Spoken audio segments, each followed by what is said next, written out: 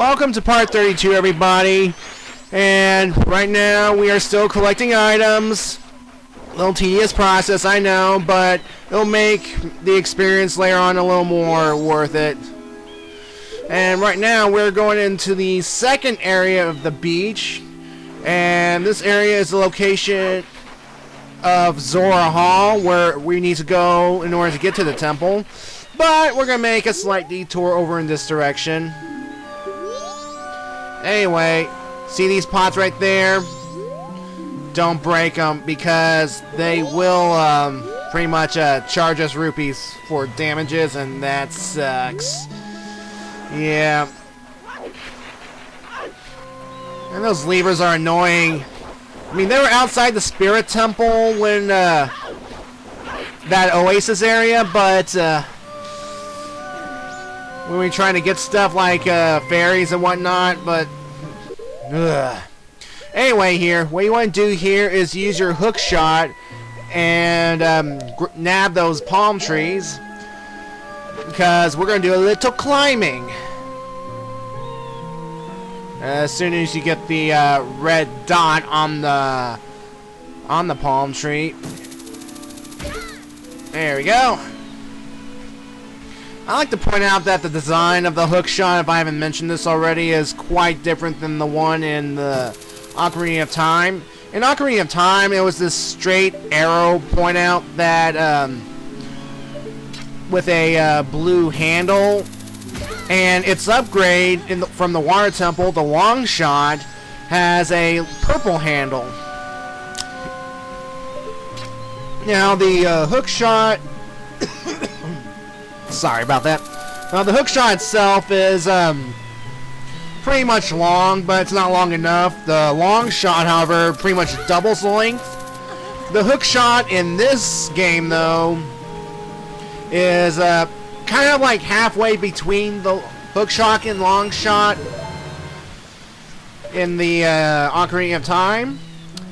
And I don't know why the developers of this game decided to give the hook shot in this game a golden color with a pointed, curvy point. I am not sure. But the point is, the hook shots in Ocarina of Time can only be used by Adult Link. This seems to be like the kiddie version of the hook shot, so yeah, regardless, it's great that it's back in this game, because it's a fantastic weapon. Alright. When we finally make it to the cave area, we are entering this new area called Waterfall Rapids, because look at all that, look at all those waterfalls, and looks like there are some heavy rapids here. Look at those currents. And who's this guy? Yeah, it's a beaver with his tail like a propeller. So yeah. So when you lock onto him, he'll sink to the bottom, and you do the same, because we're going to talk to this guy. Yeah, look at that. Is he some kind of punk beaver? I mean, he's some kind of like a goth beaver. I mean, look at that. Look at how ridiculous he is with the propeller thing. Alright. Basically, he accuses you of wanting to get an empty bottle, and of course we like empty bottles, so he's challenging us to a race in order to get an empty bottle and accept it. So pretty much what we have to do here is we're going to have to race him, and we have to go through 20 rings in order to get to the in order to get said empty bottle. And basically, yeah, you just don't have to beat him, you just have to go through each and every one of these rings in order to get the empty bottle. I mean, this spans the length of the course, and all we have to do is just get to the end where he lives. Now this really tests your swimming skills, so just keep up with him, don't fall behind. And what sucks about these rings is that they're solid. I mean, if you bang the outer area of the ring, it would be like if you're hitting a wall or a pillar or whatnot. and it'll seriously mess up your mojo when it comes to getting through these rings. I mean, it can really eat up your time. But you have 2 minutes to get through it. See, like that. See. Wait, you have 2 minutes to get through it, no problem. And sometimes you don't even need that amount of time. I mean, when you get to this point, it's pretty much, you're guaranteed to win. So yeah, this mini game isn't that hard. I mean, for first timers of this game, you're gonna screw up a few times, but in the end, it's not that bad if you put enough practice into it. So we did it. So let's give me that empty bottle, please. And who is this guy? Oh boy. Something tells me I'm going to have to do this all over again. Yeah. Turns out in order to get the empty bottle, we're going to have to race against the beaver's older brother. Yeah. And of course, you can't just give me one. Blah, blah, blah. So what we have to do in this case is we're going to have to race him. Only there are 25 rings this time. So it's going to be a little more difficult, but still, if you just do the same thing as you did with the little brother, you should do fine. And of course, the rings are positioned in the similar manner to, although there will be some more harder to reach ones, which will really test your swimming skills. So, again, just remain calm, you'll do fine. I'd like to point out, though, that the beavers accused me of wanting to take a bottle before, and I wonder, I mean, what prompted that? Because, well, the Zoras want their empty bottles for some reason. I mean, what did the Zoras want with the bottles? Do they want them to store fish or something? And why do beavers consider empty bottles treasure? I mean, are they... What do they store in there? I'm not sure. This place is weird, I tell you. And notice that the older brother takes pretty much the exact same path that the younger brother took, because as you see on the map, there's a definite fork in the road, this big fork. I'm not surprised he didn't take that route because, well, you would find that it would be more difficult because this is supposed to be a more challenging brother. But regardless, again, once you get the pattern down of where the rings are, you'll be in no problem. There. And I have to admit, I've done this a few times myself, and I've edited the footage together to make it look like I've done it both in one go. So, yay.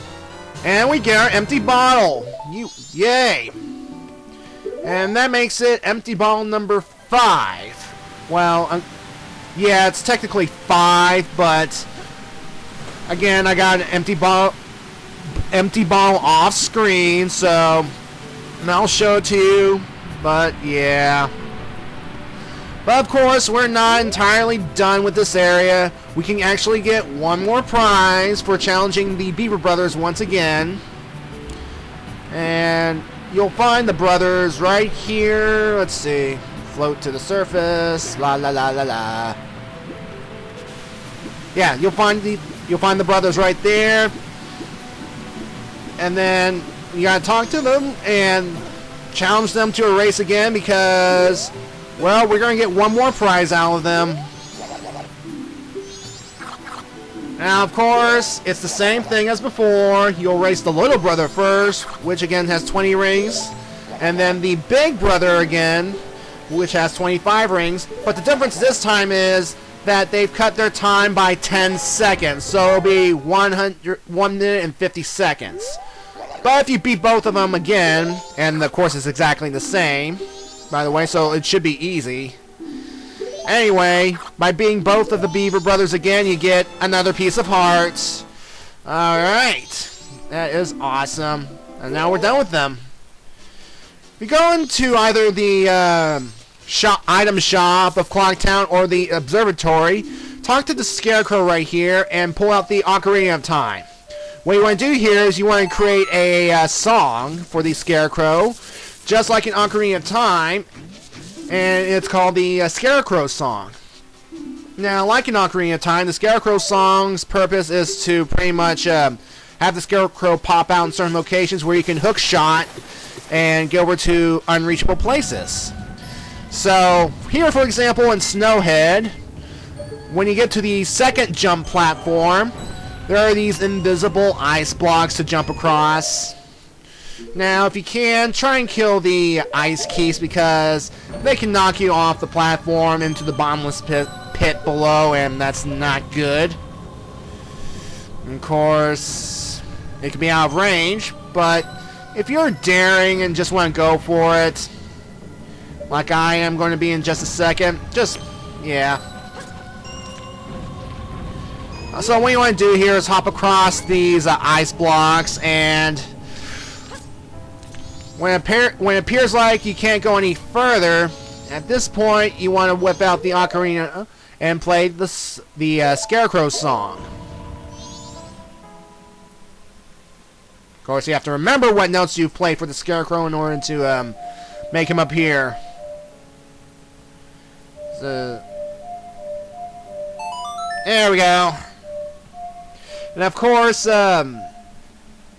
basically, for the Scarecrow song in this game, it has to be a song that's, well, you can't just put in like random notes like A, and the Scarecrow, because the Scarecrow won't like it. He pretty much will just say it has no rhythm. So make sure it's 2 notes that you can remember. And yeah. And here's another place where you can use the Scarecrow song to get another piece of heart. So what you want to do here is go back to Great Bay Coast, and we're going to have to scale these cliffs using the hook shot. Now in Ocarina of Time, there are these 2 Scarecrows back in Lake Hylia, and you play a song for one of them as a kid, and when you return to the lake as an adult and play that same song again, then one of the Scarecrow's companions will be available to, well, basically, the Scarecrow at the lake will dub it the Scarecrow song, and when you play it, his traveling companion will appear to pretty much provide a hook shot latching point for you. Now, its main purpose is basically to, well, you have to, basically its main purpose is to reach certain areas that have certain golden spiders, because, well, what we gotta do is, I mean, there are areas of certain temples and dungeons that we go to that, well, are not exactly required unless you have the Scarecrow song, and we don't even have to go to those areas at all if you're not collecting those golden skull coins or tokens. Like, take for example the Fire Temple in Ocarina of Time.